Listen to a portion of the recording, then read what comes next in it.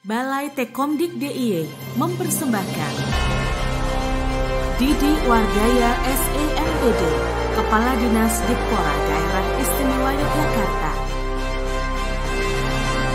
Heru Santoso SPD Magister Engineering, Kepala Balai Dikmen Kulon Progo. Tukiman SPD MT, Kepala Balai Dikmen Sleman. Dwi Agus Muhdiharto SHMA, Kepala Balai Dikmen Gunung Kidul. Dr. Anda Triana Purnamawati MM, Kepala Balai Dikmen Kota Yogyakarta. Ismunardi SPD MM, Kepala Balai Dikmen Kabupaten Bantul, mempersembahkan talkshow Inovasi Kolaborasi UPPD Dinas Dikpora DIY menuju Pendidikan Terkemuka 2025. Kita sambut pembawa acara kita, Septando Hijri Safara SSM. Tepuk tangannya Bapak Ibu yang ada di sini. Assalamualaikum, salam sejahtera dan selamat siang. Senang sekali kali ini kita kembali hadir dalam JBR Talk Show Generasi Cerdas Masa Depan. Sekali lagi tepuk tangan yang luar biasa karena kami hadirkan langsung dari lobi Balai Tekomdik Dinas Dikpora DIY. Senang sekali pada kesempatan kali ini kita akan menghadirkan talk show yang luar biasa, sangat spesial sekali mengingat apabila kita melihat bagaimana visi pendidikan di daerah istimewa Yogyakarta menuju pendidikan terkemuka se-Asia Tenggara tahun 2025. Nampaknya kita sepakat bahwa pendidikan adalah sumber utama dalam hal meningkatkan kualitas SDM dan juga kualitas dari negeri ini, Indonesia. Maka dari itu, bagaimana upaya untuk berkolaborasi dan berinovasi yang sudah dilakukan maupun yang akan dilakukan menuju 2025. Kesempatan kali ini kita akan menghadirkan dengan tema Inovasi Kolaborasi UPTD Dinas Dikpora DIY menuju Pendidikan Terkemuka 2025. Luar biasa. Dan tentu saja kami juga mengundang seluruh sobat belajar yang saat ini bergabung melalui YouTube channel Jogja Belajar Radio. Silahkan untuk subscribe dan juga live chat, bisa langsung bertanya kepada narasumber yang sudah hadir karena ini akan sangat luar biasa momen yang spesial ini. Harapan kami nanti kita bisa menangkap banyak hal yang tentu saja untuk menuju pendidikan terkemuka 2025. Langsung saja kami akan menyapa narasumber yang sudah hadir dan sudah kami sampaikan di bumper awal. Saya ingin menyapa terlebih dahulu Kepala Dinas Pendidikan Pemuda dan Olahraga Pemerintah Daerah Istimewa Yogyakarta, Bapak Didi Wardaya. Pak Didi, kabar baik? Alhamdulillah. Alhamdulillah, senang sekali Pak Didi hari ini bisa hadir.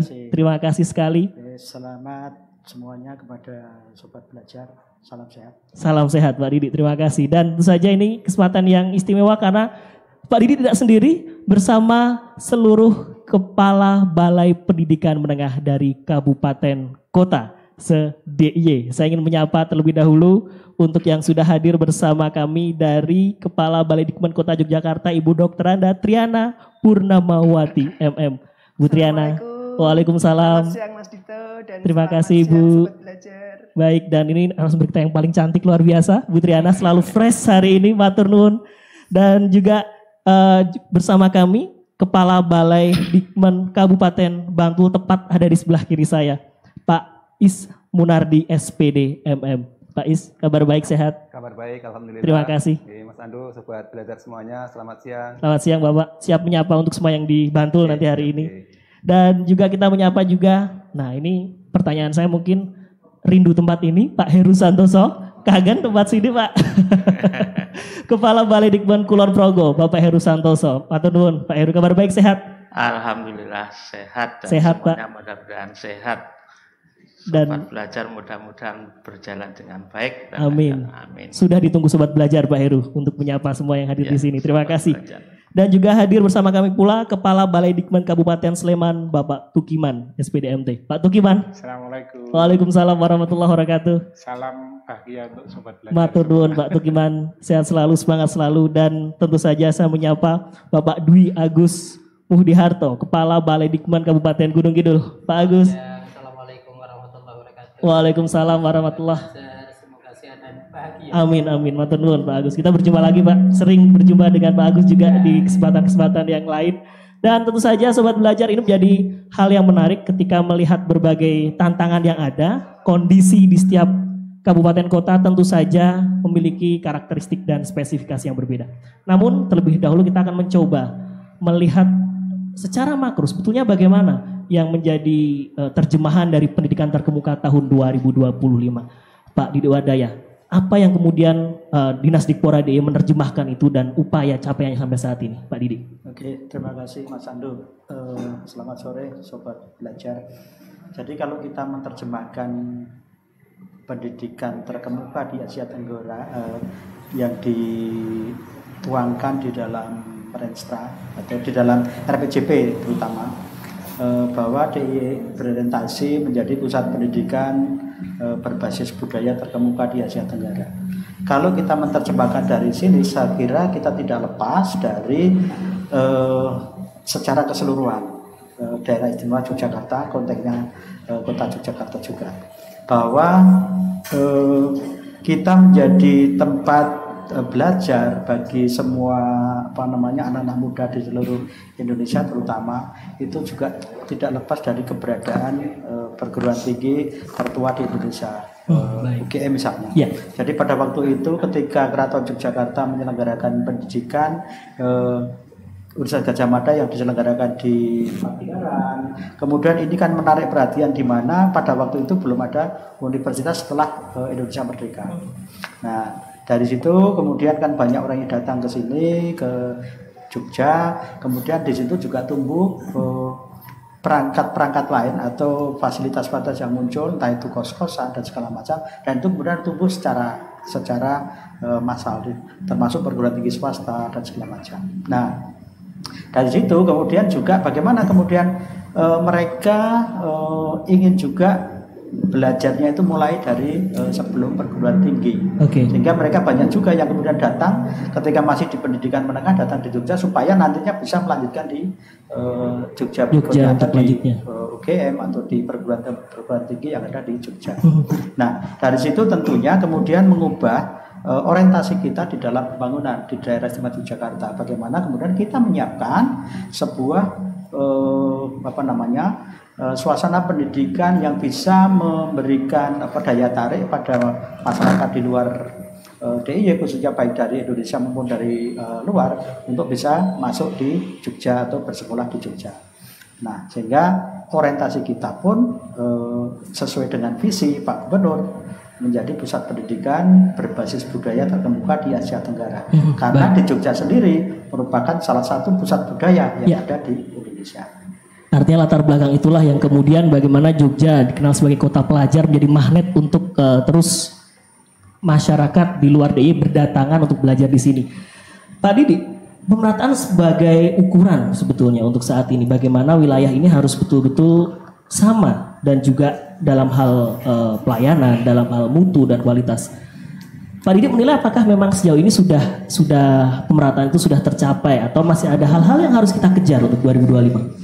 Ya, ketika kita bicara DIY sebagai pusat pendidikan, tentunya kita juga mulai membenahi bagaimana kualitas itu harus dirasakan pada seluruh wilayah di daerah istimewa Yogyakarta. Bagaimana upaya kita untuk menekan disparitas atau mengurangi kesenjangan kualitas antar daerah. Walaupun saat ini kita masih bicara kita masih juga bicara tentang aksesibilitas. Bagaimana masyarakat di seluruh daerah istimewa Yogyakarta di usia sekolah bisa mengenyam pendidikan. Kemudian juga di saat yang sama kita juga bicara tentang mutu pendidikan yang harus kita berikan kepada peserta didik melalui proses pembelajaran yang lebih baik. Kemudian yang ketiga itu tentunya juga dari sisi kecocokan atau relevansi, sehingga tata kelola dari itu perlu kita kita benahi bersama. Nah, kemudian ketika kita melihat itu apakah sudah merata, ya upaya-upaya itu terus kita lakukan. Memang kalau dibanding merata secara ini memang masih ada kesenjangan, itu masih kita rasakan. Kesenjangan pendidikan baik itu akses, baik itu kualitas, itu masih ada, sehingga kita mesti melaksanakan perbaikan pengurangan kesenjangan tersebut. Nah, Sehingga cara yang kita lakukan adalah bagaimana kita bisa memanfaatkan teknologi informasi dan komunikasi itu untuk mengurangi disparitas kualitas pendidikan antar daerah khususnya di daerah istimewa Yogyakarta. Oke. Salah satu caranya yaitu tadi bagaimana pada masing-masing daerah bisa memanfaatkan TIK itu untuk mengejar ketertinggalan. Baik.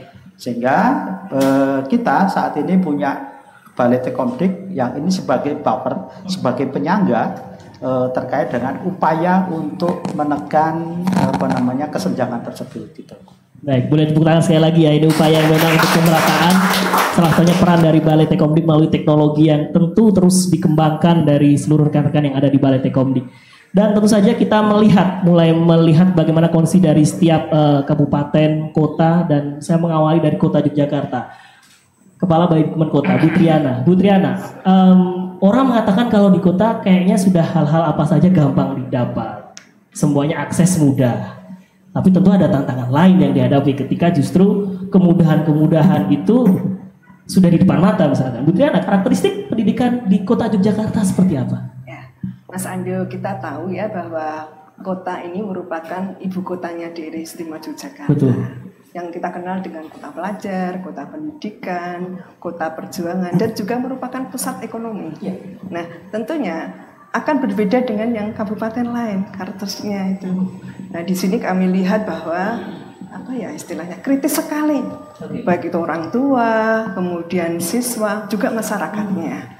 Dan keterbukaan ini ya karena kalau di kota ini akses informasinya lebih dibandingkan yang lain, ini ternyata membuat para siswa juga sangat terbuka. Nah, ini menjadi suatu karakteristik yang mestinya akan menjadi model kita bersama ketika kita mengelola pendidikan di kota Yogyakarta. Oke, saya tertarik dengan hal yang disampaikan Bu Triana tentang kritis itu tadi. Sebetulnya kritis ini sendiri kritis yang konstruktif atau hal-hal yang justru malah menjadi penghambat, Bu Triana? Ya, ada dua macam sebetulnya. Kritis itu ada yang positif, karena ketika orang tua, siswa memiliki kritis yang membangun, itu tentu sangat positif untuk pendidikan kita. Tapi ada juga di antara masyarakat kita itu yang asal kritis gitu. Ketika ada permasalahan, dia selalu menyampaikan sesuatu yang kadang-kadang tidak sesuai gitu. Nah, ini ya kendala juga bagi kita. Ya. Artinya membangun komunikasi itu penting ya Bu ya. Ketika ada hal-hal apapun, sekecil apapun itu segera untuk dikomunikasikan. Dan ini menarik kalau kita bergeser juga di Kabupaten Bantul, Pak Is. Tadi Pak Didi menyampaikan bahwa magnetnya adalah bagaimana perguruan-perguruan tinggi kelas dunia ada di sini, dan termasuk di kawasan Bantul. Tentu saja kalau kita melihat kondisi di sana, melihat berbagai tantangan yang ada seperti apa, Pak Is? Oke, terima kasih Mas Ando dan Sobat Belajar semuanya. Memang di Bantul secara umum mungkin hampir sama sebetulnya. Tapi dalam hal ini kan dengan kebijakan Bantul, misalnya kebijakan DIY, Bantul nanti DIY ke selatan, memang Bantul menjadi salah satu yang penting untuk penumpang di pendidikan itu. Dan dalam hal ini kemudian kita di pendidikan memang dengan pengalaman COVID, kemudian dengan saat ini memang kemudian banyak kreativitas yang muncul dari sekolah, dari anak-anak kita untuk kemudian bagaimana pendidikan itu akan menjadi terus dikembangkan dengan potensi dan inovasi yang ada di masing-masing sekolah maupun di anak didik. Dan hal tersebut memang bisa direspon dengan baik juga oleh guru-guru maupun peserta didik di sana, Pak. Iya. Jadi Bapak Ibu guru dan di sekolah itu memang cukup responsif terhadap perkembangan, karena memang ini menjadi tuntutan mereka. Karena dalam pelayanan pendidikan sekarang itu memang dengan yang ada di sekolah itu baik secara luring maupun daring menjadi penting, karena dalam ini kan layanan-layanan kita ke sekolah untuk melayani anak kita yang bermacam-macam memang perlu bagaimana strategi-strategi dari sekolah. Sehingga sekolah itu memang bisa melayani dan tidak harus sama melayani pada anak-anak itu. Jadi dengan berbagai macam karakteristik anak, maka layanan-layanan itu memang sekolah harus banyak inovasi untuk melayani berbagai anak yang punya potensi dan latar belakang yang berbeda. Artinya memang proporsionalnya harus seperti itu dalam memberikan pelayanan. Nanti sesuai dengan kondisi peserta didik juga. Baik, saya bergeser ke Kabupaten Kulon Progo, Pak Heru Santoso. Terima kasih. 25 Oktober betul Bapak? Betul. Mendapatkan amanah di sana dan berjalan kurang lebih 1 bulan lebih. Ada kesan seperti apa Pak Heru ketika memang artinya sudah terbiasa sebagai abdi negara harus memang siap untuk ditempatkan dimanapun. Ketika di Kulon Progo ada hal-hal apa yang dihadapi Pak Heru Santoso? Pada prinsipnya kami sebagai abdi negara di tempat dimanapun saya siap. Ya, artinya memang secara geografis memang berbeda dengan sebelumnya. Itu memang jarak antara sekolah dengan kantor memang sangat berbeda dengan pekerjaan kami sebelumnya. Dari tingkat kebudayaan mereka juga sangat luar biasa, Bapak. Oke. Ya. Yang Mbak Heru jumpai kurang lebih 1 bulan ini, apakah memang ada masyarakat atau khususnya orang tua, entah itu peserta didik yang memang berinteraksi langsung dengan Pak Heru ketika Pak Heru ke sekolah-sekolah? Ya, terima kasih. Selama ini memang peran sekolah dengan siswa atau dengan orang tua sangat luar biasa, di mana penghalakan kegiatan komite-komite atau siswa OSIS itu sangat luar biasa di Kulon Progo. Artinya memang menggerakkan dari siswa ini bisa kemudian berdampak juga untuk sekolah dari OSIS sendiri maupun kegiatan ekstra yang ada di sana. Dan saja itu menjadi hal yang mempermudah juga untuk mengembangkan inovasi begitu Pak Heru. Iya, betul. Ya, bergeser Pak Tugiman, Pak Tugiman Sleman. Ini katakanlah kita mengatakan ring satunya pendidikan semua ada di sana, perguruan tinggi ada di sana. Cukup berpengaruh sejauh apa Pak Tugiman? Kemudian yang akhirnya perkembangan dari pendidikan di Sleman ini pun seperti apa? Monggo Bapak. Terima kasih Pak Ando dan sahabat belajar semua. Alhamdulillah Sleman itu posisinya cukup strategis ya, meskipun tidak di pusat kota. Karena di sana potensinya luar biasa.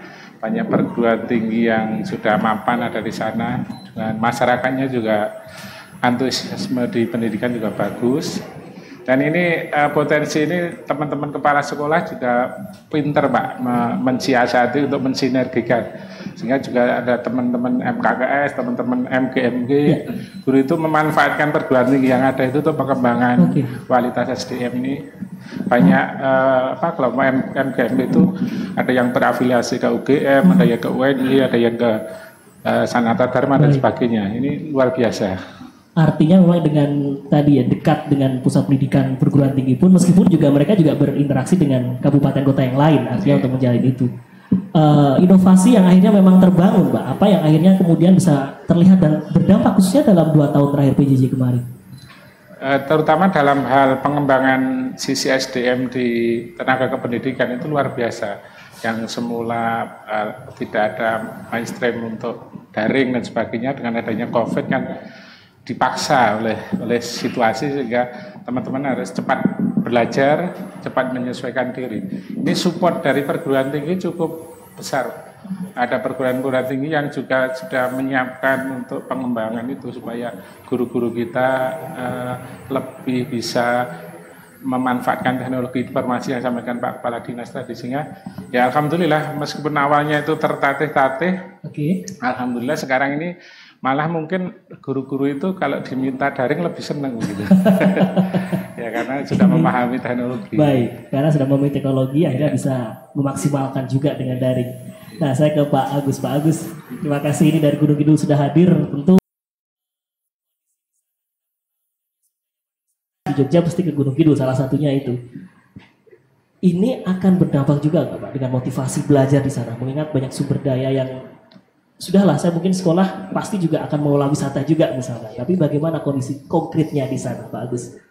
Terima kasih Mas Ando dan sobat belajar. Jadi sebagai tujuan wisata atau destinasi wisata yang ada di daerah istimewa Yogyakarta, tentu ini merupakan keuntungan, ada tantangan dan peluang. Nah, peluangnya dulu. Jadi kami bersyukur bahwa Kabupaten Gunung Kidul itu sebagai destinasi wisata tidak dibuat, tapi datang dari Allah Subhanahu Wa Taala. Karena pantai tidak ada yang membuat, berbeda dengan kalau ada harus membuat destinasi wisata atau water view atau apa, itu kan sangat berbeda sekali. Tapi Gunung Kidul itu pantai sudah disediakan oleh alam. Sehingga inilah keuntungan kami, harus kita itu bisa bersyukuri seperti itu.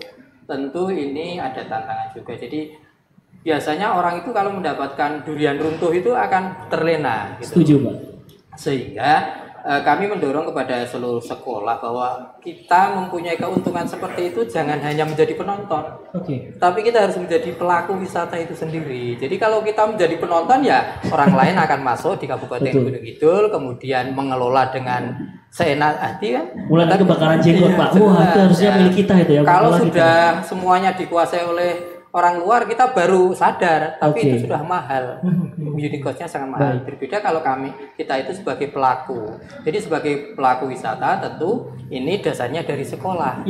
Tidak hanya SMK pariwisata gitu, tetapi SMA juga bisa karena kan kita ada skill-skill yang harus diberikan ilmu untuk wisata yang di Kabupaten Gunung. Kita tidak bisa menikmati kemacetan setiap Sabtu dan Minggu. Tapi kita harus mengurai kemacetan itu sebagai berkah untuk kita semua. Wah, luar biasa. Boleh tepuk tangan sekali lagi untuk yang disampaikan di awal ya. Tentu saja ada putra Gunung Kidul juga di sini. Pak Oki Pak Budi hadir. Oh ya, nanti bergabung juga saja melalui live YouTube. Baik, tentu saja kita ingin menyapa pemirsa maupun sobat belajar yang sudah bergabung. Kita akan membacakan live chat yang sudah banyak sekali. Kita akan membahas satu persatu. Mohon izin Bapak, Ibu, dan tentu saja ada pertanyaan-pertanyaan juga yang nanti akan langsung bisa direspon. Pertama dari Arif Setiawan, SMA Sahabatku Sleman hadir. Terima kasih. Yose Rizal Triarto, selamat siang. JBR Talkshow izin bertanya, ini Bapak Ibu semua, untuk inovasi dan kolaborasi seperti apa yang dilakukan UPT di Dinas Dikpora menuju pendidikan terkemuka? Baik, nanti bisa akan direspon. Kemudian Ibu Mayun Wihadiati dari SMKN 1 Panda. Nah, Bu Mayun Kepala Sekolah SMKN 1 Panda, terima kasih bergabung. Kemudian Pak Broto Purwanto SMK Muhammadiyah 2 Sleman hadir menyimak juga. Ibu Eni Yulianti terima kasih hadir menyimak, dan juga ada Pak Dede Zakiyudin SMK Perindustrian Yogyakarta juga hadir. Ibu Istinah dari SLB Negeri 1 Gunung Kidul juga hadir. Terima kasih. Ada Pak Mawardi Rizky dari SMKN 1 Kalasan hadir semua. Terima kasih. Kita akan melanjutkan kembali untuk membacakan live chat. Pertanyaan yang mendasar tentu saja, inovasi dan kolaborasi. Saya mengawali dari Pak Didi. Pak Didi, apa yang selalu dikomunikasikan Bapak kepada seluruh pimpinan UPTD agar inovasi dan kolaborasi ini memang hal yang utama untuk menuju ke 2025? Ya, jadi UPTD di lingkungan Dinas Pendidikan, Pemuda dan Olahraga itu merupakan perpanjangan tangan yang bertugas mengimplementasikan kebijakan-kebijakan dari gubernur, kemudian dari dinas pada masing-masing wilayah balai. Seperti balai di Dikmen Kota katakanlah, dia tentunya bertanggung jawab terhadap pelaksanaan proses pendidikan di SMA, SMK yang ada di wilayah Kota Yogyakarta gitu misalnya. Nah, bagaimana kemudian kebijakan-kebijakan yang sudah dibangun, platform yang sudah disiapkan tersebut bisa dilaksanakan dengan baik. Kemudian yang kedua, kolaborasi apa yang harus kita lakukan? Yang pertama, kolaborasi tentunya tidak hanya kolaborasi dalam lingkungan dinas pendidikan itu sendiri, tapi juga bagaimana kemudian sekolah-sekolah bisa berkolaborasi dengan pihak-pihak terkait di wilayahnya masing-masing. Misalnya untuk penanganan permasalahan SPAB katakanlah sekolah Satuan Pendidikan Aman Bencana. Selain dengan yang ada di provinsi, tentunya juga itu bisa dilakukan bagaimana membangun sebuah SPAB pada masing-masing wilayah kerjasama dengan BPDB Kabupaten Kota misalnya. Nah, itu bisa kita kembangkan. Kemudian pengembangan pendidikan kewirausahaan misalnya. Kita juga bisa berkolaborasi dengan dinas-dinas terkait yang lain, baik yang ada di Indo, di provinsi katakanlah, maupun yang ada di kabupaten kota. Saat ini seperti Kulon Progo membangun kolaborasi dengan dinas koperasi dan UMKM dalam rangka mengembangkan marketing yang melibatkan siswa-siswa kita dibekali kemampuan marketing yang baik. Siswa-siswa SMK, kemudian mereka juga diharapkan bisa memasarkan produk-produk Kulon Progo, contoh seperti itu.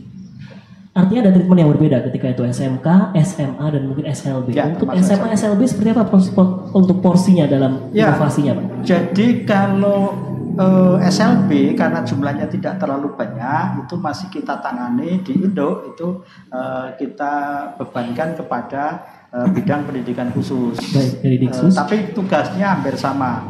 Yang membedakan Kalau di balai itu berperan sebagai kuasa pengguna anggaran maupun pengguna barang ya.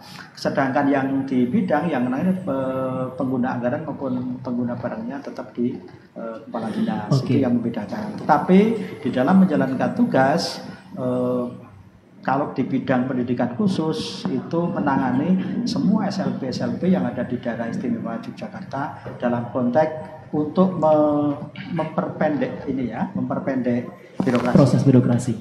Oke, itu dari proses yang memang berjalan dan tentu kita akan mencoba mengulik juga bagaimana tantangan sebelum akhirnya hasil inovasi dan kolaborasi ini. Pak Is, tantangan yang dihadapi di Bantul seperti apa sih Pak? Oke, jadi untuk di Bantul, Sobat Belajar semuanya memang kondisi yang kita hadapi ada beberapa hal yang mungkin perlu terus dikomunikasikan karena dalam hal ini tantangan kita kan memang Bantul itu kan selain di gunung itu juga wisata juga menjadi nanti seandainya jalur jalan Trans Selatan itu menjadi memang ada beberapa hal yang perlu perhatian untuk itu. Jadi tantangan kita adalah untuk anak-anak kita itu bagaimana mereka itu kemudian bisa punya penyesuaian ke depan untuk itu sehingga anak-anak kita memang kemudian perlu dibekali bagaimana supaya tantangan itu yang akan dihadapi itu sudah sejak awal mereka bisa mengantisipasi untuk itu. Tentu dengan tantangan itu semoga yang tadinya belum ada inovasinya bisa menjadi berkah juga jadi sebuah inovasi baru untuk yang terjadi di sana. Iya. Termasuk di Gunung Kidul seperti apa, Pak Agus? Tantangan yang ada di sana. Pariwisata itu memang eksesnya sangat banyak ya Mas ya. Baik, multiplier efeknya banyak sekali. Ekses itu dari bidang karakter, tentunya dari bidang karakter pelajar kita ya. Jadi kita sering melihat memakai kendaraan yang di objek wisata itu kan kita harus memberikan contoh seperti itu. Jadi apalagi nanti kalau CCLS itu memang untuk yang sering kebut-kebutan itu memang menjadi lahan cukup luas itu. Jadi kalau dia karena jalannya lurus, bagus dan itu tidak berbelok-belok ya. Jadi memang seperti itu. Jadi arena untuk arena. Tetapi itulah yang nanti menjadi tantangan kita besar dan tentu juga karena mobilitas yang sangat mudah sekali, tentu akan orang dari luar itu akan banyak yang masuk ke Gunung Kidul dan ini tentu akan memberikan dampak kepada para pelajar kita. Artinya memang pendidikan karakter juga penting, pendidikan karakter yang semua sudah disupport dengan itu berbagai macam sarana prasarana. Walaupun tidak hanya 100% sekolah, baik itu nanti di orang tua maupun di masyarakat, tentu itu menjadi pokok ya. Betul. Jangan sampai orang tua hanya membebankan kepada sekolah. Berapa jam kan di sekolah itu saat kembali ke rumah, saat libur juga akan di masyarakat. Jumpa dengan masyarakat dan orang tua. Bu Triana, Kota Yogyakarta dengan tantangannya yang ada, yang kritis tadi misalkan, tapi di sisi lain juga pasti ada hal-hal yang akhirnya bisa mampu memberikan dampak positif juga. Apa yang terjadi, Bu Triana?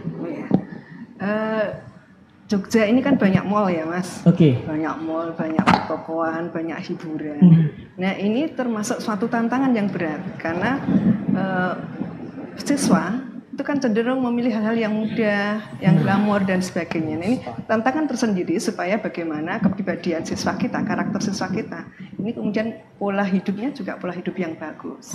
Nah, Kota Yogyakarta juga merupakan miniaturnya Indonesia karena di sini juga banyak perguruan tinggi, kemudian juga banyak dari masyarakat luar yaitu yang datang ke Jogja. Nah, ini membentuk karakter-karakter siswa kita, pelajar kita itu kemudian ya kita harus bisa memilih, pelajar harus bisa memilih untuk memilih bergaul dengan orang-orang yang baik. Ini merupakan tantangan pendidikan kita. Akhirnya memang harus bisa bijak dalam memutuskan akan dekat dengan siapa, berteman dengan siapa, itu jadi hal yang penting. Terlebih banyak fasilitas pendukung di luar pendidikan ya, hiburan tadi Bu ya.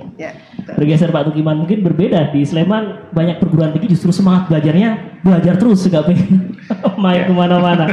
Atau bagaimana kondisinya Pak Tukiman, silakan. Ya, terima kasih. Untuk kondisi Sleman ini tantangan sekaligus peluang ada. Peluangnya kan tadi banyak perguruan tinggi yang bisa dikolaborasikan.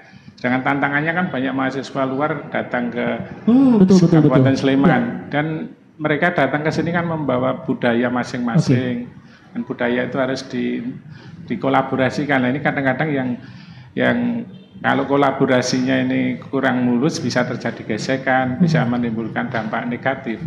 Ini yang perlu kita antisipasi sebenarnya. Bagaimana budaya kita Jogja, Sleman ini kuat sehingga meskipun banyak mahasiswa dari luar justru nanti mereka yang akan menyesuaikan dengan budaya kita. Bukan terbalik, nanti justru budaya mereka dibawa ke sini kita ikut-ikutan. Tidak bisa mensinergikan budaya mereka. Saya kira itu tantangan yang perlu diatasi. Ada tantangan untuk mengalkulturasi budaya juga di situ ya. Kita mengenal bagaimana budaya orang, tapi juga kita tetap mempertahankan menjaga budaya betul, kita. Mas. Baik, Pak Heru Santoso, Kulon Progo dengan tantangannya seperti apa di sana, Pak Heru? Silahkan. Baik, Mas Andel. Di Kulon Progo itu sudah ada bandara ya. Iya, betul. Bandara luar biasa yang dampaknya adalah pemunculan hotel-hotel yang semakin banyak bermunculan. Dan ini merupakan tantangan bagaimana cara kita untuk memberikan layanan terbaik untuk pendidikan nyampang dengan kita menyiapkan era tenaga kerjaan di sana. Dan ini tentunya kita harus segera bekerja sama dengan pihak bandara, hotel, dan sebagainya untuk menyangga kekurangan atau kebutuhan apa yang menjadi kebutuhan di sana. Dan sekarang perguruan tinggi sudah muncul yaitu UNY dan tentunya juga mahasiswanya sudah lumayan. Betul, bagaimana kita mendorong untuk anak untuk mengikuti pendidikan di UNY Kulon Progo. Jadi memang untuk semangat motivasi studi lanjutnya untuk perguruan tinggi pun juga didorong terus dari Balai Dikmen Kulon Progo, termasuk potensi yang ada harapannya mampu menarik potensi dari SDM sendiri juga bisa dari putra-putri Kulon Progo sendiri. Betul. Begitu Pak Heru. Baik, ini hal yang menarik, boleh tepuk tangan sekali lagi Bapak Ibu ya. Ini vibe-nya sudah seperti debat publik ya, ada 3 pasangan calon begitu, tapi ini tidak ya. Tadi baru saja sudah menyampaikan visi-visi paparannya begitu. Tapi kita akan membahas tentu saja untuk yang sudah memberikan pertanyaan di live YouTube, terima kasih yang sudah bergabung. Ada dari Kembali Yose Rizal, terima kasih, semoga inovasi ini bisa menjadi kolaborasi nyata di bidang pendidikan. Ini termasuk nanti isu tentang cyberbullying dan juga hate speech seperti apa. Nah ini mungkin 3 dosa pendidikan, 3 dosa besar pendidikan yang masih menjadi PR kita. Salah satunya bagaimana bullying ini jadi hal yang harus kita perangi begitu. Ada selanjutnya yang sudah bergabung, terima kasih. Ada Sunarta Narto ya, selamat siang Bapak Ibu semua, salam sehat selalu dari Pak Sunarta SMKN 1 Kalasan, terima kasih bergabung. Esterina dari Yayasan Pelatihan Profesi Indonesia Kompeten hadir. Kaisar Ilmu SMA Budia Wacana Yogyakarta juga hadir, terima kasih. Ibu Riantiarni SMA Negeri 6 Yogyakarta hadir juga. Dan Ibu Ani Syam dari Sedayu juga hadir. Ada Ibu Dwi Rini Kurniawati SMKN 1 Pundong hadir dan menyimak. Sebelum jeda kita akan menyapa dulu ada Ibu Gita Wulan SMKN 4 Yogyakarta, terima kasih sudah menyimak. Kita akan jeda terlebih dahulu, akan membahas tentang inovasi dan kolaborasi apa yang sudah dilakukan, termasuk menjawab pertanyaan-pertanyaan yang sudah bergabung dari live chat. Kami masih mengundang Anda, silahkan untuk memanfaatkan live chat YouTube channel Jogja Belajar Radio. Kami akan segera kembali.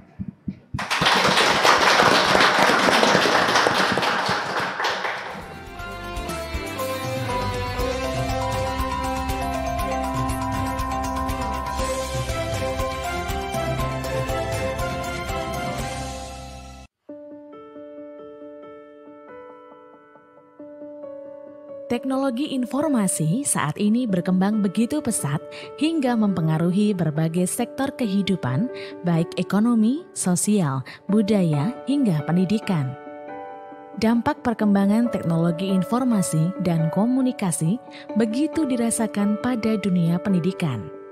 Pendidikan sebagai sumber utama penguat kemajuan negara dalam menciptakan sumber daya manusia yang unggul harus senantiasa ditopang dengan pemanfaatan teknologi informasi dan komunikasi yang maksimal.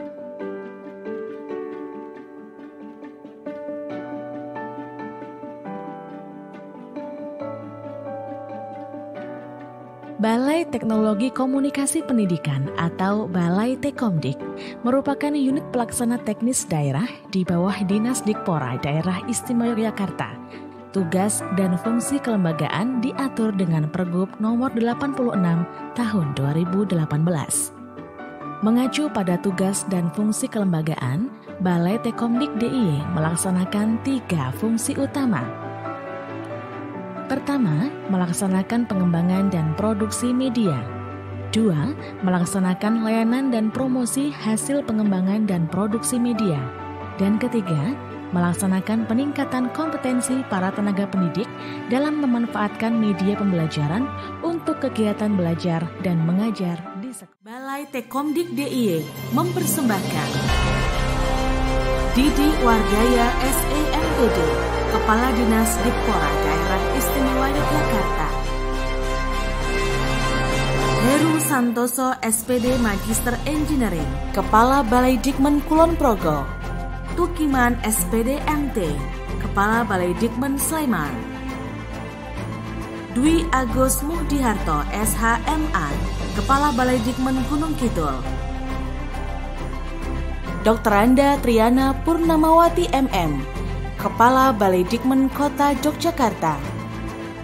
Ismunardi SPD MM, Kepala Balai Dikmen Kabupaten Bantul, mempersembahkan talkshow Inovasi Kolaborasi UPTD Dinas Dikpora DIY menuju Pendidikan Terkemuka 2025. Kita sambut pembawa acara kita, Septando Hijri Safara SSN.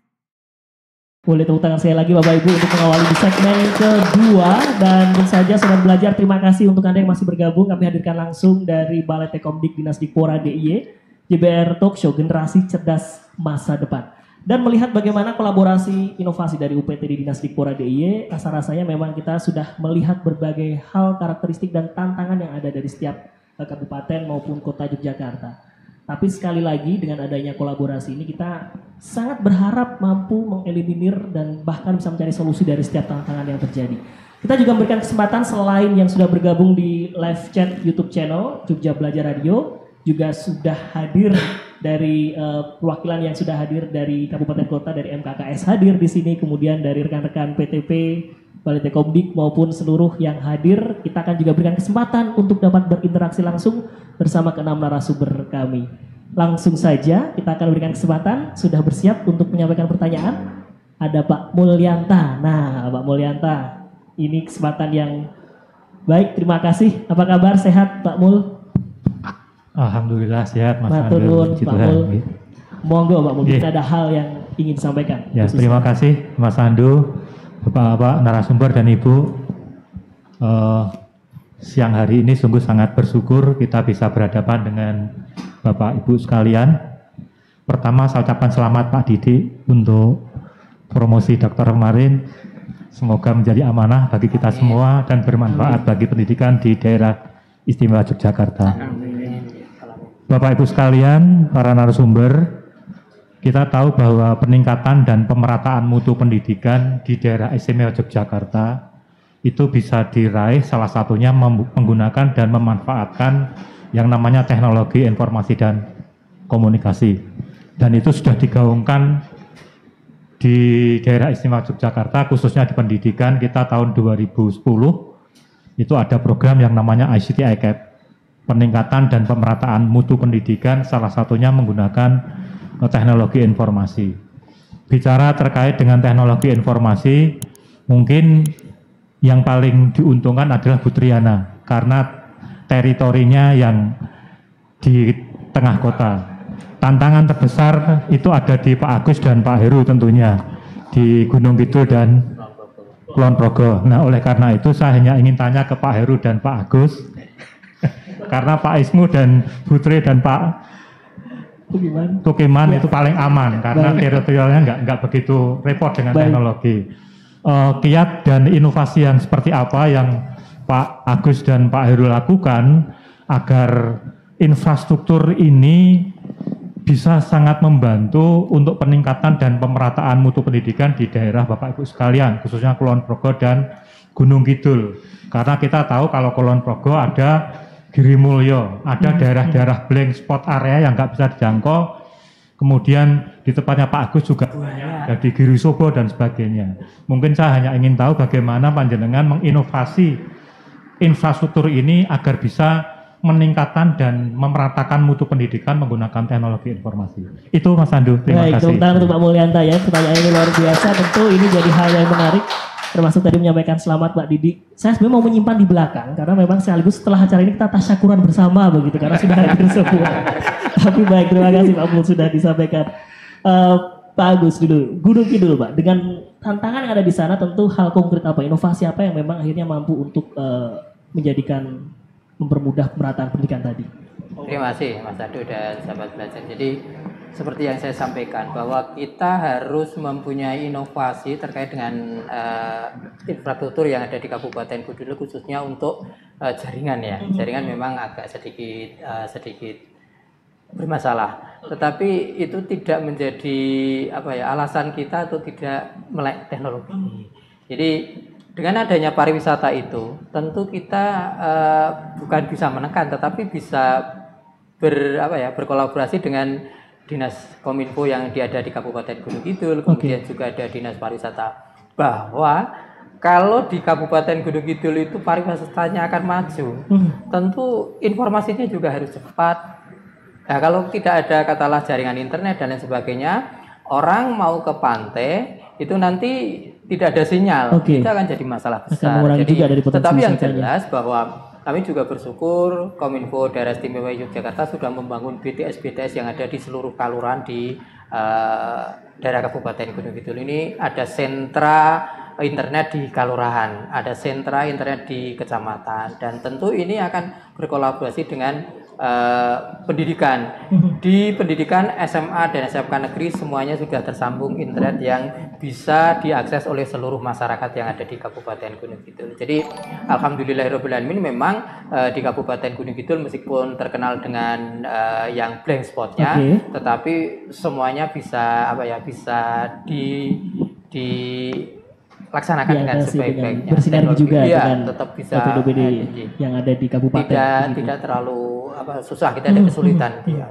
Kemudian kalau kesadaran dari masyarakat khususnya dari peserta didik maupun guru sendiri Pak untuk mengupgrade secara literasi digitalnya. Jadi kalau masalah semangat dari guru-guru, kita terbukti dengan platform Merdeka Belajar. Kita juga sudah belajar ID, di Belajar ID kami untuk katakanlah persentasenya yang sudah mengakses itu juga alhamdulillah lumayan. Kita koordinasi dengan BPMP dan BPGB bahwa semuanya kita setiap Selasa sore itu mengadakan kegiatan untuk rapotan ya, tentunya di BPGB itu akses yang ada di Kabupaten Gunung Kidul itu relatif sejajar dengan kabupaten yang lain. Nah, itu bukti bahwa semangat untuk belajar melek teknologi tadi tetap ada. Baik, artinya memang dengan bersinergi, berkolaborasi pun juga penting untuk kesadaran itu dibangun. Pak Heru Santoso, monggo Pak untuk Kulon Progo. Meskipun saya yakin teknologi di sana sangat sudah maju, tapi semua diarahkan ke bandara Pak. Faktanya demikian, justru sekolah-sekolah pun masih sangat butuh sekali akses bandwidth dan lain sebagainya. Pak Heru. Terima kasih Mas Ando. Mungkin yang dimaksud Pak Mul, Giri Mulya Pak Mulya. Ini memang dilematis Pak. Di mana memang kebutuhan untuk IT memang luar biasa, sementara jaringan itu belum cukup memadai, sehingga sekolah itu tetap mencari alternatif tambah, di mana layanan yang lain tetap digunakan, sementara walaupun itu tetap dari pemerintah itu tetap salurkan juga. Walaupun demikian itu tetap tadi walaupun mohon maaf dari Telkomdik sudah menyediakan bantuan bandwidth, walaupun demikian masih kurang membantu, kurang optimal karena memang prasarananya masih kurang bagus karena memang kondisinya yang tidak memungkinkan, sehingga sekolah berkomitmen untuk tetap meningkatkan pelayanan melalui IT masing-masing, sehingga di sana juga gurunya juga berinisiatif untuk membuat aplikasi-aplikasi yang lain untuk melengkapi tingkat kekurangan dari teknologi yang memang sebelumnya sudah disalurkan melalui Telkomdik juga. Artinya memang hal-hal yang tersedia tetap dimanfaatkan, tapi ada hal lain yang harus didukung oleh sekolah masing-masing. Dan apakah memang sekolah juga sudah cukup memiliki hal yang sama, kesadaran untuk memberikan pelayanan tersebut untuk peserta didiknya, untuk di Kulon Progo khususnya, Pak Eri? Kalau memang kesadaran sudah Bapak, cuman tingkat kemampuan sarana prasarana antara negeri dan swasta itu memang berbeda ya.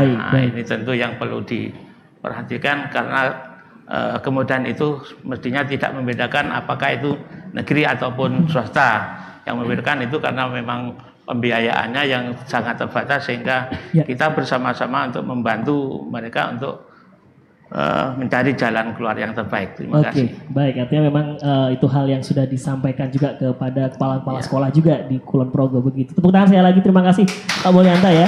Ada feedback Pak Mul? Cukup. Baik. Terima kasih.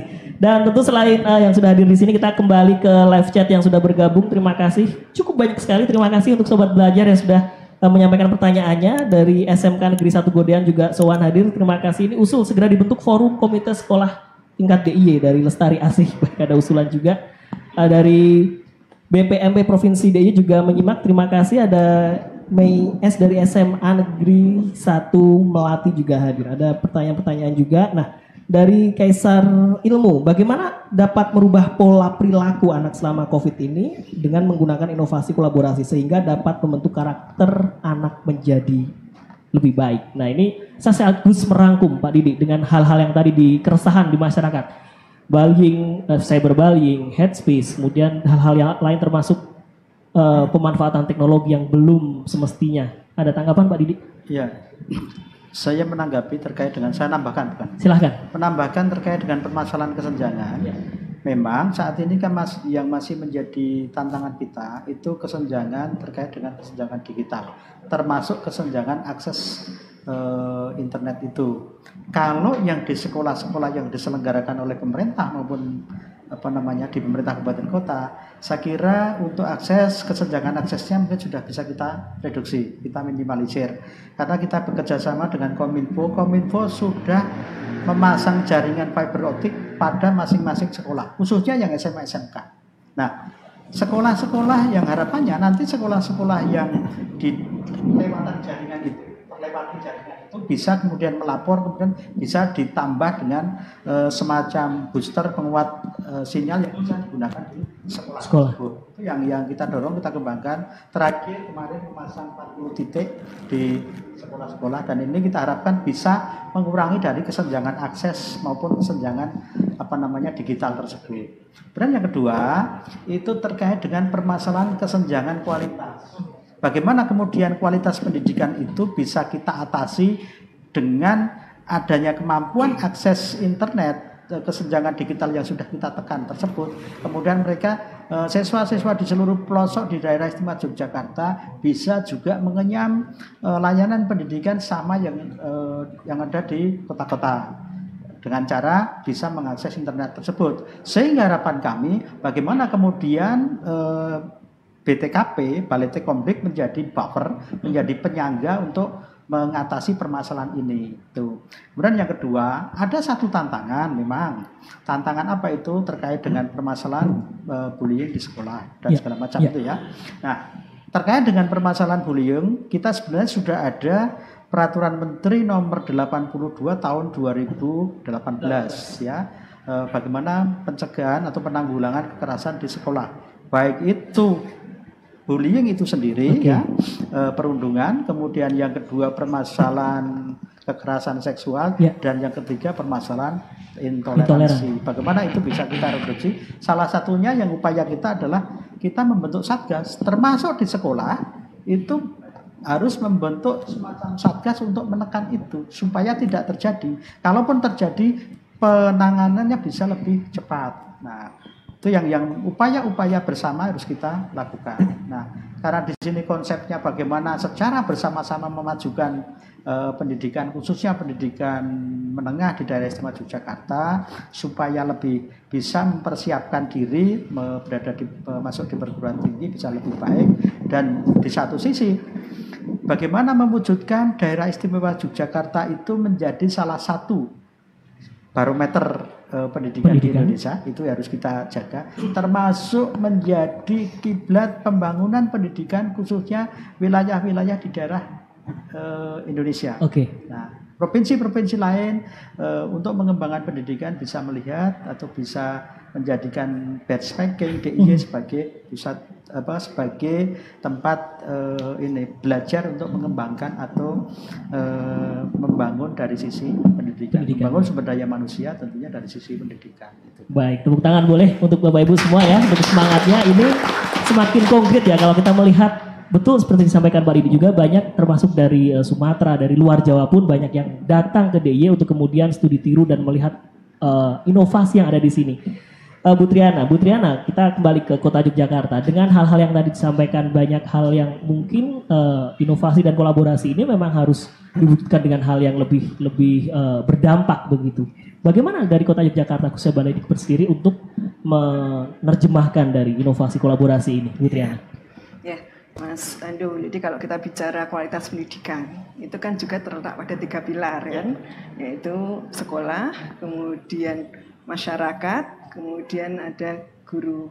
Nah, terkait dengan yang satunya orang tua. Orang tua juga terlibat. Jadi kalau kita bicara pendidikan itu bukan kewajiban semata-mata dari sekolah tetapi juga orang tua. Karena sebagian besar waktu anak adalah di orang tua. Nah, kalau kita bicara masyarakat, Mas Ando, terkait dengan kolaborasi, ini ternyata sudah banyak sekolah-sekolah di Kota Yogyakarta ini melakukan kolaborasi dengan berbagai pihak, perguruan tinggi ada, kemudian yang SMK ini banyak untuk dunia usaha, dunia industrinya, perusahaan-perusahaan, termasuk juga yang SMA ternyata. Ada beberapa sekolah SMA di kami itu kerjasama dengan beberapa perusahaan dalam hal penelitian. Ya, kalau yang SMK ini biasanya kerjasamanya ya dari bagaimana penyusunan kurikulumnya, kemudian bagaimana supaya guru-gurunya juga berkualitas, termasuk terkait dengan industri itu, kemudian bagaimana penyerapan siswanya ketika dia lulus. Nah, ini kolaborasi yang sangat bagus tentunya, ya, dan ini sudah dilakukan oleh teman-teman baik ini di SMA maupun di SMK di Kota Yogyakarta. Baik, kalau melihat Sleman sekarang, Mbak, dengan hal-hal yang sama juga menerjemahkan kolaborasi inovasi ini, tadi sebenarnya sudah disampaikan bagaimana perguruan tinggi dengan sekolah-sekolah yang di sana. Lantas konkret yang dirasakan langsung oleh peserta didik, orang tua, dan juga sekolah. Ya, terima kasih. Untuk di Sleman itu kita memberikan challenge kepada masing-masing kepala sekolah di setiap tahun kan membuat rencana kinerja tahunan. Baik. Dan ini kita dorong untuk masing-masing kepala sekolah ini memiliki program unggulan yang mana keunggulan itu harus melihat potensi sekolah, potensi lingkungan, kemudian potensi tadi kerjasama dengan pihak baik perguruan tinggi maupun dunia usaha. Dan ini alhamdulillah ada beberapa sekolah itu yang di luar dugaan itu bisa membuat prestasi yang tidak terduga. Misalnya SMK Negeri 1 Sayegan itu dia membuat motor listrik begitu. Dia kolaborasikan dengan perguruan tinggi di UNJ untuk dipelajari, dilombakan di level nasional bisa juara 1. Itu salah satu contohnya. Kemudian di sekolah-sekolah yang lain juga begitu. Ada yang SMA yang mengarahkan untuk berbasis budaya, nanti bekerja sama dengan Dewan Pendidikan untuk pengembangan kebudayaan di sekolah ini. Ternyata dengan kita berikan kesempatan, Bapak Ibu Kepala Sekolah ini punya ide macam-macam, ide yang bagus-bagus, sehingga setiap sekolah memiliki keunikan sendiri-sendiri, begitu Mas. Artinya memang dengan men-challenge tadi, akhirnya berdampak juga bahwa kepala-kepala sekolah ini mampu memberikan inovasi juga setiap tahunnya, dan harapannya itu tidak hanya sekedar ide saja, tapi bisa terlaksana dan berdampak juga untuk sekolah maupun siswa. Ya. Pak Is, dibantu seperti apa Pak kondisinya untuk inovasi dan kolaborasi? Oke, terima kasih. Sobat belajar semuanya, jadi dibantu terkait dengan kolaborasi. Memang dengan sekolah kita minta untuk selalu banyak komunikasi dengan terkait, misalnya SMK tentunya dengan Budi, dengan dunia usaha dan industri. Kemudian beberapa sekolah misalnya SMA juga dengan kerjasama dengan beberapa pihak. Ada yang dulunya misalnya prestasi itu hanya mengumpul di beberapa sekolah, sekarang itu dibantu, kemudian sekolah-sekolah itu bermunculan hasil karya mereka. Jadi seperti opsi itu di sekolah-sekolah tidak hanya di beberapa sekolah, tapi dengan kolaborasi dengan beberapa pihak ternyata bisa memunculkan itu.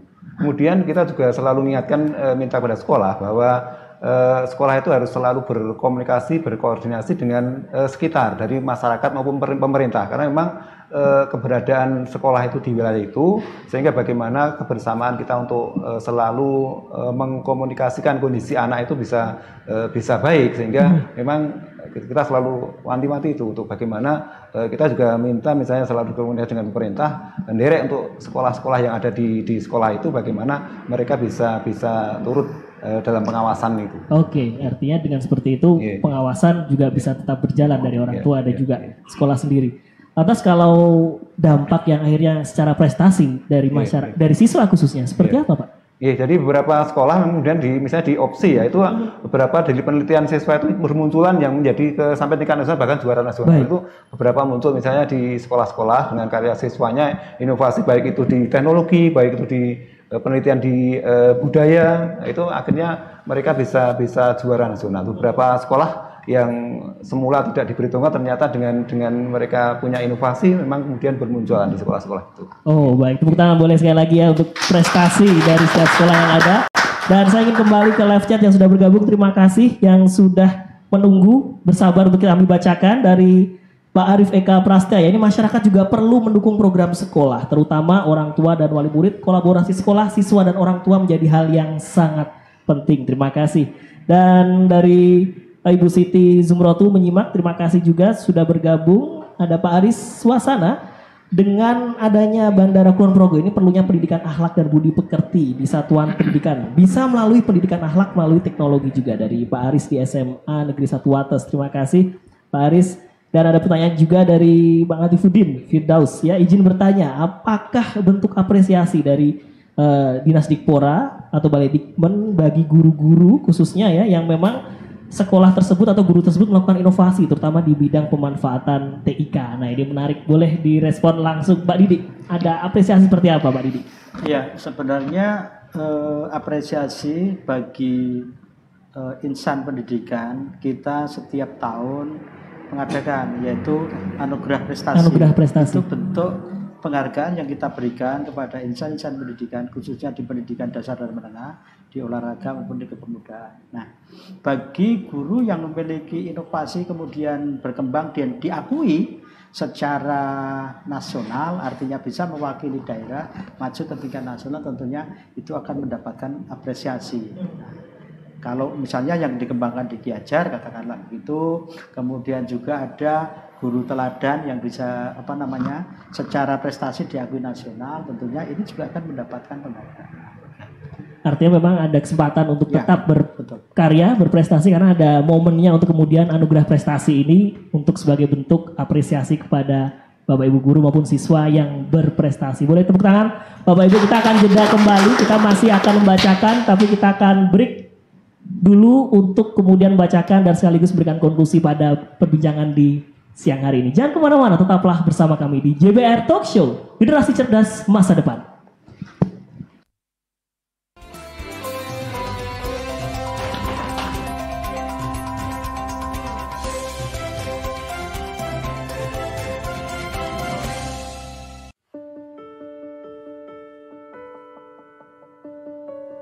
Teknologi informasi saat ini berkembang begitu pesat hingga mempengaruhi berbagai sektor kehidupan, baik ekonomi, sosial, budaya, hingga pendidikan. Dampak perkembangan teknologi informasi dan komunikasi begitu dirasakan pada dunia pendidikan. Pendidikan sebagai sumbu utama penguat kemajuan negara dalam menciptakan sumber daya manusia yang unggul harus senantiasa ditopang dengan pemanfaatan teknologi informasi dan komunikasi yang maksimal.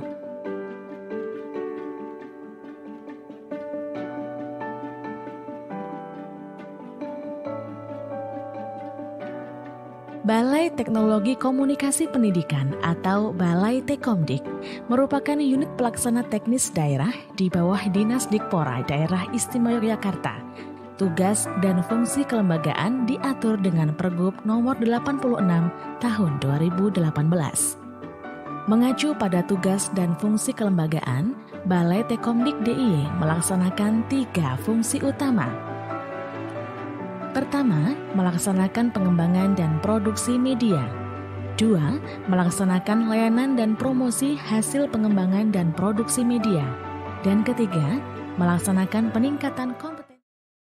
DIY mempersembahkan Didi Wardaya SEMPD, Kepala Dinas Dikpora Daerah Istimewa Yogyakarta,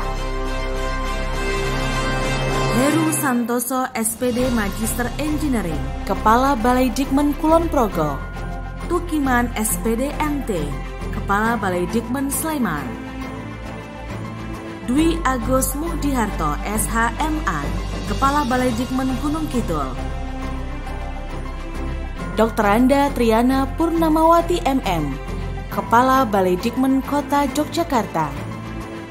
Ismunardi SPD MM, Kepala Balai Dikmen Kabupaten Bantul, mempersembahkan talkshow Inovasi Kolaborasi IPPD Dinasti Pora DIY menuju Pendidikan Terkemuka 2025. Kita sambut pembawa acara kita, Septando Hijri Safara SSM. Tidak terasa sobat belajar, kita sudah hadir di segmen terakhir, namun tidak akan kita sia-siakan waktu yang ada tentu saja untuk lebih konstruktif lagi mencari sebuah solusi bersama untuk mengejar maupun hal-hal yang belum terwujud menuju pendidikan terkemuka tahun 2025. Saya kembali ke live chat juga nanti sudah siap saya bacakan, tapi saya kembali ke audiens yang sudah kembali siap untuk pertanyaan yang sudah hadir. Kami persilahkan untuk menyampaikan pertanyaan maupun bisa merespon dari perbincangan kami. Kami silahkan, monggo Bapak. Terima kasih. Assalamualaikum warahmatullahi wabarakatuh. Waalaikumsalam warahmatullahi wabarakatuh. Ada satu hal yang mungkin. Asmanipun Bapak. Perkenalkan saya Jaka. Pak Jaka, matur nuwun. Kebetulan Ketua MKKS SMA DIY. Baik, monggo Pak Jaka. Saya tentu terima kasih apresiasi kepada Balai Tekomdik yang sudah melaksanakan acara ini, satu media yang sangat bermanfaat untuk kita semua karena hadir narasumber dari seluruh pengambil kebijakan di DIY, Pak Kepala Dinas dan semua Bapak Ibu Kepala Balai Dikmen se-DIY. Memang kolaborasi antar UPTD sangat diperlukan sekali karena tantangan pendidikan di DIY itu semakin berat gitu ya. Betul. Semakin berat. Apalagi yang menyangkut 3 dosa besar pendidikan yang akhir-akhir ini menjadi sorotan secara nasional. Oleh karena itu perlu adanya kolaborasi dari semua lembaga pendidikan yang ada di ID, dan tentu saja tidak hanya lembaga pendidikan, tentu kita harus mengakomodasi semua peran, baik itu masyarakat, termasuk juga orang tua yang sangat penting. Karena selama ini memang dari unsur-unsur pendidikan, entah itu dari sekolah, kemudian pemerintah dan juga masyarakat, termasuk orang tua, itu menjadi kunci penting keberhasilan pendidikan di daerah istimewa Yogyakarta ini.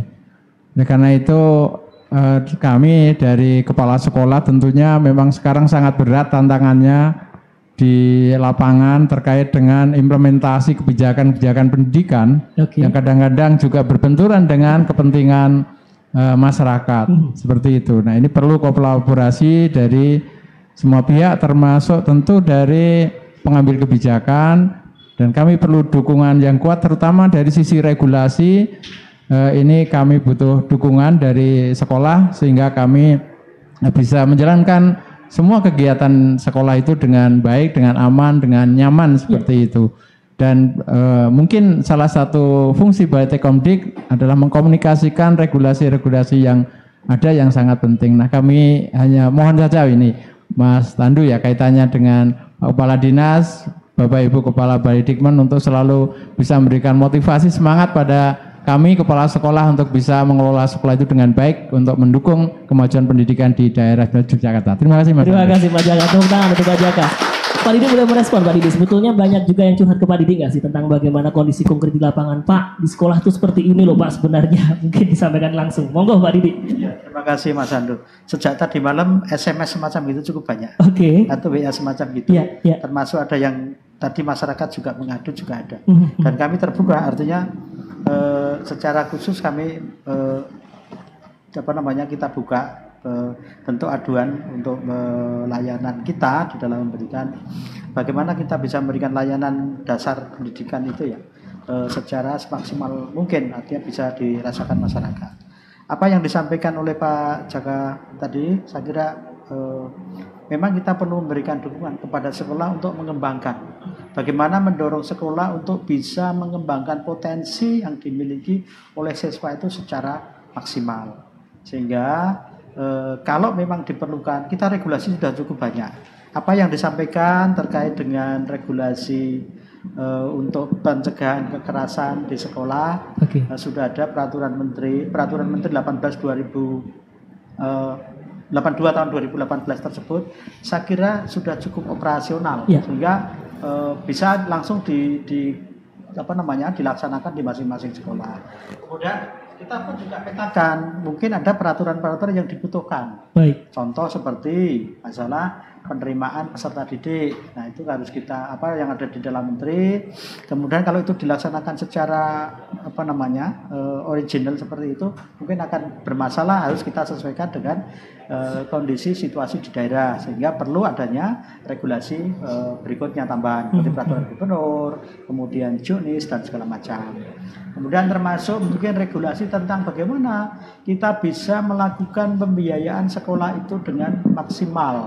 Konteks dengan maksimal itu, saya termasuk yang percaya bahwa pendidikan yang berkualitas itu perlu pembiayaan yang tinggi. Hanya kemudian siapa yang harus menanggung pembiayaan tersebut? Bagaimana supaya masyarakat yang tidak mampu itu juga bisa mengenyam pendidikan berkualitas dengan ada intervensi dari pemerintah. Nah, semacam gini perlu dilakukan regulasi untuk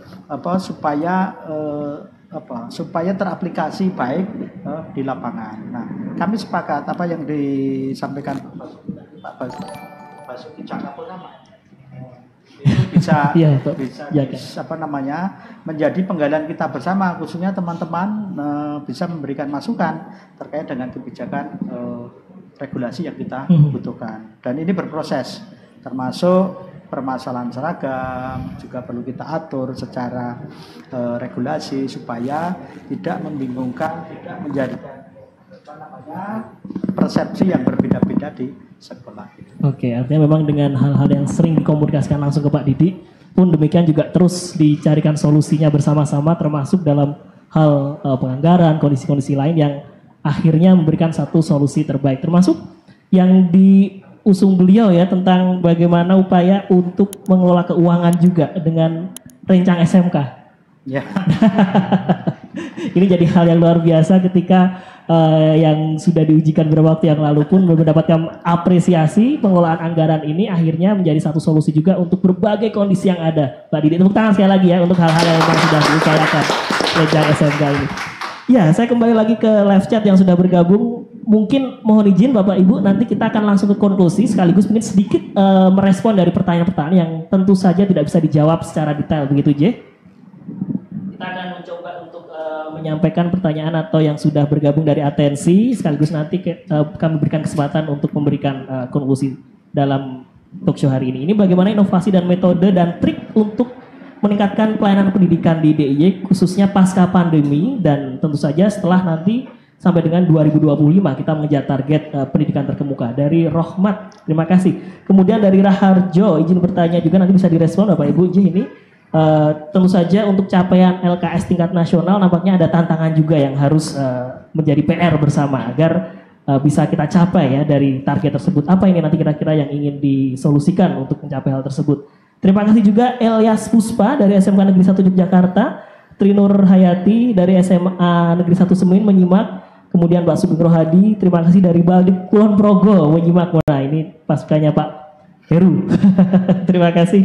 Kemudian ada teman-teman yang lain dari Siti Zumrotul juga terima kasih sudah menyimak, dan nampaknya sudah lengkap, hampir semua sudah kami bacakan, dan dari Nur Latifah SMKN 1 Cangkringan juga sudah bergabung, terima kasih. Ngadio dari SMA Negeri 1 Bantul juga hadir, Afifah Rozi, Dina Ratnasari, dan semuanya yang sudah hadir. Mei Susiatun dari SMA Negeri 1 Melati juga sudah. Artinya kita sudah benar-benar di penghujung acara, namun Bapak Ibu kita mengharapkan satu konklusi terlebih dahulu untuk memberikan satu kesimpulan bahwa inovasi kolaborasi ini memang satu kunci untuk menuju pendidikan terkemuka 2025. Mohon izin saya mengawali dari Pak Is untuk memberikan apa yang menjadi harapannya untuk kolaborasi ini bisa terjalin dengan kuat, Pak Is. Oke, terima kasih. Harapannya kami kolaborasi dengan baik, saya kira masing-masing punya fungsi dan tanggung jawab masing-masing dilaksanakan dengan sebaik-baiknya. Saya kira itu menjadi kunci yang utama sehingga harapannya kolaborasi itu akan berjalan dengan baik. Terima kasih. Oke. Pak Agus, monggo untuk harapannya juga termasuk tadi menyinggung hal-hal yang belum terbahas barangkali. Monggo Pak Agus. Yang jelas tanpa kolaborasi dan inovasi, pendidikan tidak akan pernah maju. Luar biasa. Baik. Pak Heru Santoso, apa yang menjadi harapan maupun kesimpulan yang ingin disampaikan? Monggo. Kolaborasi dan inovasi merupakan tombak dari keberhasilan pendidikan kita. Terima kasih. Tombak dari keberhasilan pendidikan. Terima kasih. Pak Tugiman silahkan. Karena pendidikan kita itu kan ada tripusat, ada di sekolah, ada di orang tua, dan ada di masyarakat. Karena di sini kami mengharapkan teman-teman kepala sekolah selaku manajer di sekolah untuk pandai-pandai mengkolaborasikan 3 pusat pendidikan itu sehingga menjadi sesuatu daya dorong, bukan menjadi sesuatu hal yang negatif tapi menjadi sesuatu yang positif. Terima kasih. Terima kasih. Bu Triana, harapannya dan juga mungkin yang disampaikan, monggo. Kolaborasi, sinergitas, kemudian juga inovasi itu sudah dilakukan oleh kepala sekolah kita, oleh Bapak Ibu guru.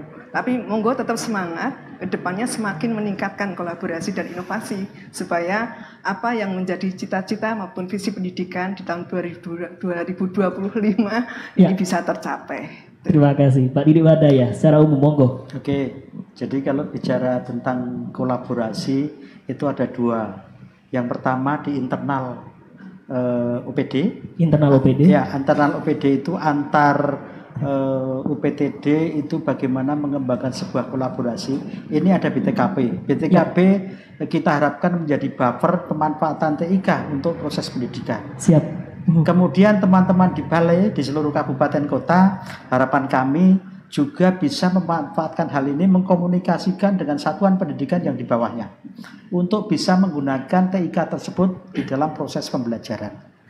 Kenalkan betul, pantau, laksanakan pemanfaatan TIK tersebut di sekolah-sekolah. Itu yang pertama ya. Karena ingat bahwa proses pembelajaran yang dimana guru-gurunya bisa memanfaatkan TIK itu dengan baik, diikuti oleh kemampuan siswanya dengan fasilitas perangkat yang mendukung, itu akan meningkatkan kemampuan literasi menjadi lebih baik. Oh, baik. Ya. Berarti apa? Kalau kita berorientasi menjadi pusat pendidikan terkemuka di Asia Tenggara, kalau kita lihat dari kemampuan literasi membaca, numerik maupun sains, tentunya ini adalah arah ke sana. Itu yang harus kita dorong. Nah, kemudian yang kedua, kolaborasi yang lebih besar lagi, kolaborasi antar OPD dengan pihak-pihak lain. Kita terus bekerja sama dengan Kominfo, Dinas Kominfo, kemudian bekerja sama dengan OPD yang lain, misalnya Koperasi UMKM, Dinas Tenaga Kerja, bagaimana kemudian secara bersama-sama mendorong supaya akses pendidikan itu bisa maksimal dirasakan masyarakat. Kominfo menyiapkan perangkat untuk akses internet dengan fiber optik yang terus dikembangkan, dipasang. Kita di Dinas Pendidikan menyiapkan konten yang bisa dimanfaatkan oleh siswa-siswa dan sekolah di wilayah DIY khususnya. Saya kira itu yang perlu kita dorong sehingga harapan terakhir nantinya pendidikan di DIY itu berkualitas, basis digital dan berbudaya. Luar biasa, tepuk tangan sekali lagi. Ya, Pak Didi izin bertanya, diskusi seperti ini layak dilanjutkan terus, Pak? Sebaiknya kita lanjutkan terus, mungkin tidak harus ada kepala dinas, tetapi bisa yang lain. Baik. Termasuk BTKP sendiri, bagaimana kemudian mengembangkan visi ke depan di dalam memanfaatkan TIK tersebut. Baik, Pak Rudi siap? All crew standby. Nah ini ya yang harus. Dan baik, demikian perbincangan kita. Terima kasih sekali waktunya sudah hadir Pak Didi, Pak Heru, Pak Tukiman, Bu Triana, Pak Agus, Pak Is juga terima kasih. Ini ada pertanyaan singkat sebetulnya. Pasti saya yakin ada grup WhatsApp ya antara bapak-bapak dan ibu di sini ya. Yang suka memecah suasana keheningan yang lucu siapa sih Bu Triana? Ada nggak? Siapa ya? Biasanya siapa? Pak Rudi ini. Oh, Pak Rudi. Oke, ini pertanyaan kedua boleh dijawab boleh tidak Pak Agus. Ada grup yang tidak ada Pak Didiknya? Ada Oh, ada juga. Oke, dijawab ya sudah, saya boleh memilih tadi yang boleh tidak boleh tidak. Baik, tapi tentu lebih untuk diskusi-diskusi yang membangun ya. Baik, terima kasih, tepuk tangan sekali lagi untuk ke-6 narasumber kita, dan juga terima kasih sobat belajar yang sudah bergabung. Tentu saja hal terbaik dalam bekerja bukan saat kita mampu menuntaskan sendiri pekerjaan kita, tetapi kita teruji dan terbukti dalam berinovasi dan berkolaborasi. Terima kasih dan sampai jumpa di JBR Talk Show, Generasi Cerdas Masa Depan.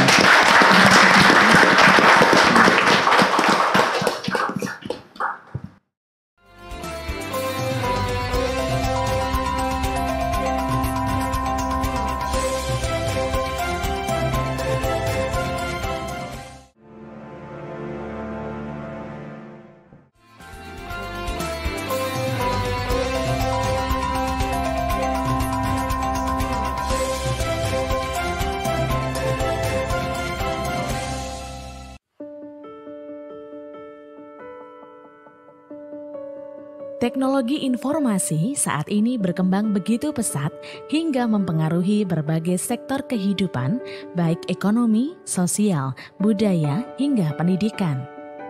Dampak perkembangan teknologi informasi dan komunikasi begitu dirasakan pada dunia pendidikan.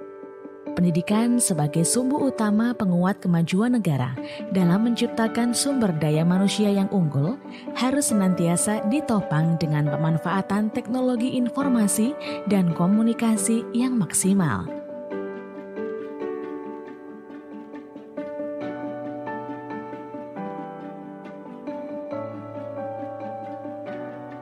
Balai Teknologi Komunikasi Pendidikan atau Balai Tekomdik merupakan unit pelaksana teknis daerah di bawah Dinas Dikpora Daerah Istimewa Yogyakarta. Tugas dan fungsi kelembagaan diatur dengan Pergub nomor 86 tahun 2018.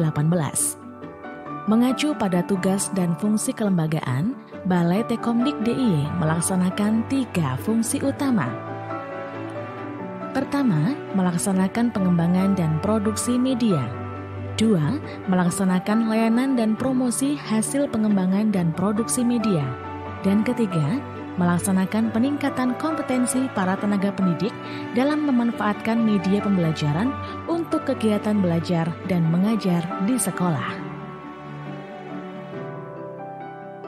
Sebagai lembaga yang memiliki peran dan andil yang besar dalam peningkatan mutu pendidikan berbasis teknologi informasi dan komunikasi, Balai Tekomdik DIY terus berupaya memberikan peran pentingnya kepada masyarakat pendidikan melalui program kegiatan dan layanannya. Balai Teknologi Komunikasi Pendidikan DIY hadir sebagai instansi yang siap tanggap dengan menciptakan terobosan baru, khususnya di bidang pengembangan media pembelajaran berbasis teknologi informasi dan komunikasi bagi masyarakat. Sebagai lembaga yang profesional dan mengedepankan pelayanan prima kepada masyarakat, Balai Tekomdik mempunyai 2 layanan online. Yang pertama adalah layanan official site melalui portal Sistem Informasi Manajemen Kelembagaan Balai Tekomdik DIY yang dapat diakses melalui tekomdik.jogjaprof.go.id atau btkp-diy.or.id. Dan layanan kedua adalah sistem pembelajaran online melalui portal Jogja Belajar. Jogja Belajar hadir untuk membantu proses pembelajaran berbasis TIK di sekolah. Layanan ini dapat diakses melalui jogjabelajar.org atau www.jogjabelajar.org. Portal Jogja Belajar merupakan salah satu unggulan Digital Government Services sebagai bagian dari program prestisius bernama Jogja Cyber Province. Sebagai gerbang pembelajaran, portal Jogja Belajar hadir dengan banyak konten media pembelajaran yang merupakan hasil pengembangan dan produksi Balai Tekomdik. JB Class, Jogja Belajar Class, merupakan layanan pembelajaran online yang melibatkan guru dengan peserta didik tanpa batas, ruang, dan waktu. Jogja Belajar Class dapat digunakan oleh siswa dan guru pada saat pembelajaran online. Layanan Jogja Belajar Class dapat diakses melalui jbclass.jogjabelajar.org atau www.jbclass.jogjabelajar.org. JB Media, Jogja Belajar Media merupakan layanan repositori konten-konten pembelajaran digital yang diproduksi oleh Balai Tekomdik. Berbagai jenis media dapat diakses melalui portal ini. Layanan JB Media dapat diakses setiap saat melalui jbmedia.jogjabelajar.org atau www.jbmedia.jogjabelajar.org. JB Budaya. Jogja Belajar Budaya merupakan salah satu bagian dari portal Jogja Belajar yang di dalamnya berisikan konten-konten budaya Jawa Gagerak Yogyakarta. JB Radio berinovasi mengembangkan program radio digital yang dikemas dalam sebuah program acara bernama podcast. Podcast menyajikan ulasan perbincangan menarik seputar pendidikan. JB Radio, Jogja Belajar Radio, adalah layanan radio streaming Balai Tekomdik DIY yang dikemas secara edutainment. JB Radio memberikan layanan informasi pendidikan yang dipadukan dengan hiburan yang mendidik. Layanan Jogja Belajar lainnya adalah JB Mail. Jogja Belajar Mail merupakan program kerjasama antara Balai Tekomdik DIY dengan Google for Education untuk menyediakan layanan akun pendidikan untuk guru dan siswa di DIY. Selain itu, tahun 2020, Balai Tekomdik DIY juga memproduksi aplikasi virtual reality untuk anak berkebutuhan khusus. Aplikasi tersebut bermanfaat untuk melatih fokus dan mengenalkan mitigasi bencana alam untuk anak berkebutuhan khusus. Guna pemerataan mutu pendidikan di DIY, Balai Tekomdik menyelenggarakan kegiatan Mobile Learning Services. Layanan ini merupakan model pembelajaran jemput bola atau model kelas berjalan, yaitu layanan pembelajaran dengan hadir di tengah masyarakat pendidikan di berbagai wilayah di DIY. Untuk memaksimalkan fungsi dan layanannya, Balai Tekomdik menjalin kemitraan dengan berbagai instansi, baik instansi pemerintah maupun non-pemerintah seperti Keraton Ngayogyakarta Hadiningrat, perguruan tinggi di DIY, Microsoft, Google, Apple, dan Kuiper.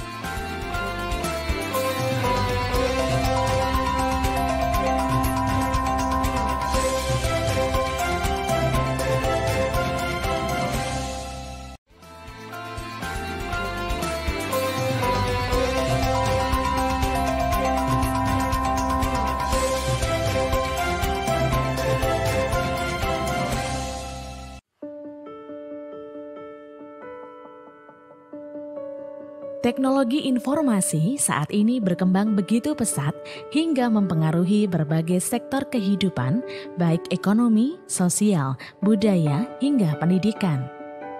Dampak perkembangan teknologi informasi dan komunikasi begitu dirasakan pada dunia pendidikan.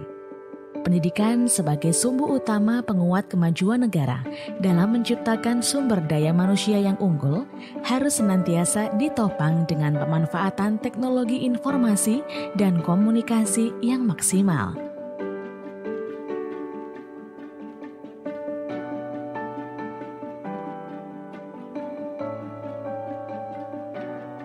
Balai Teknologi Komunikasi Pendidikan atau Balai Tekomdik merupakan unit pelaksana teknis daerah di bawah Dinas Dikpora Daerah Istimewa Yogyakarta.